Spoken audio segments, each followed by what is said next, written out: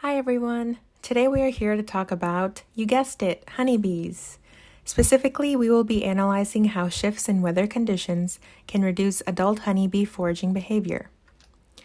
Before we delve deeper into the research, let's talk a little bit about the insect.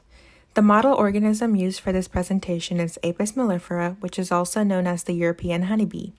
Honeybees are the world's best pollinators for agricultural crops, and the honey that is produced by Apis mellifera is important to us since it reduces blood pressure, improves blood fat levels, and prevents healthy cells from dying. Honeybees transform nectar to honey by using enzymes that convert sucrose to monosaccharides, which then contribute to the antimicrobial properties of honey. These insects, just like us, have to have a food source to survive. They use nectar as an energy source and pollen as protein and other nutrients. For this video, we will assume that foragers collect both nectar and pollen, but there are a few honeybees that are picky about what they gather.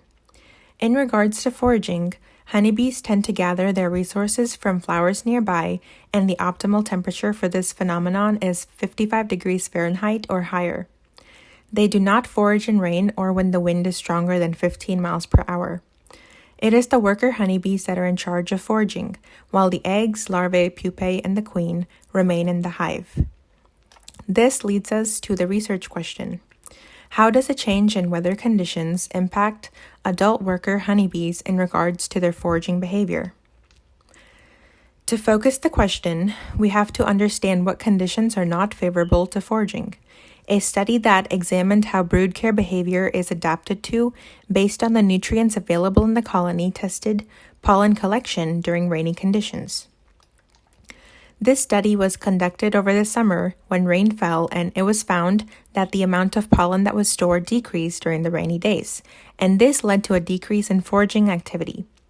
Pollen storage increased during the no-rain period, as shown in the figure.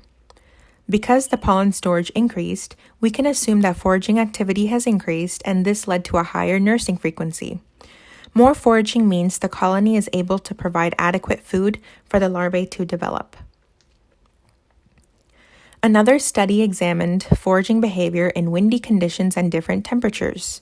The effect was tested on 2 plants, and the first set of graphs show a negative correlation between wind speed and foraging rate, while the second set shows how the movement of a flower did not affect how often the flower was visited. This means that wind speed affected the honeybee foraging more than the appealing nature of a flower. In the next set of graphs, wind speed increased and the handling time between flowers also increased, meaning the amount of time spent on one flower increased. This reduces the overall number of flowers a honeybee visits, leading to less pollination and food collection. The study found that higher wind speeds reduces the foraging behavior.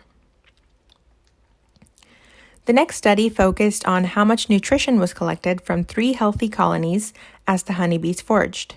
This is important to recognize that foraging actually occurs to gather proper nutrients for maintaining the colonies, and this includes growth, development from egg to pupae, and reproduction. Figure 2 from the research shows the foraging efficiency range to occur between 15 to 30 degrees Celsius, which is equivalent to 59 to 86 degrees Fahrenheit. Honeybees have a sweet spot for foraging, which is shown by this figure. At around 24 degrees Celsius, a wide spread of foraging occurred, and this temperature is considerably normal throughout the year. Based on all 3 of the studies mentioned, it can be concluded that foraging behavior is impacted by weather conditions. Shifting weather conditions from their normal results in less foraging behavior. Normal conditions can be defined as sunny with temperatures between 60 to 86 degrees Fahrenheit and wind speed below 15 miles per hour. Any changes that steer away from this normal have impacts. The results from the first study showed that rainy days lead to less pollen collection, meaning less foraging is done. The second study showed that windy conditions lead to less foraging behavior, and the third study identified the optimal temperature range in which foraging occurs normally. Foraging is crucial to honeybee survival since they have to collect nectar and pollen for the colony's development. The combination of protein, carbohydrates, fatty acids, minerals, and vitamins in their food are necessary for the colony to thrive. Honeybees are the world's greatest pollinators, and they are essential to food diversity, security, and profitability. They pollinate more than $15 billion worth of crops and wild plants every year. Foraging is crucial to a honeybee colony surviving, since the workers forage from when they are born to the last 3 weeks of their life. As mentioned before, nectar and pollen are the energy and protein providers for the other worker and drone bees in a colony, along with the rest of the brood. Honeybees do not forage far from their home, and foraging is done mostly in the morning. In order for the foraging to be successful, permitting weather conditions have to be present. The colony will not last very long without foraging, and climate change is impacting how effectively these honeybees can gather their food. Warmer fall and winter temperatures are extending the period for when the foraging happens, and this messes with the colony age structure and the use of their resources. This situation allows parasites to enter the hive and disrupt honeybee populations. Having normal weather conditions is crucial to honeybee survival. Well, that's it for this video. Thank you for your time.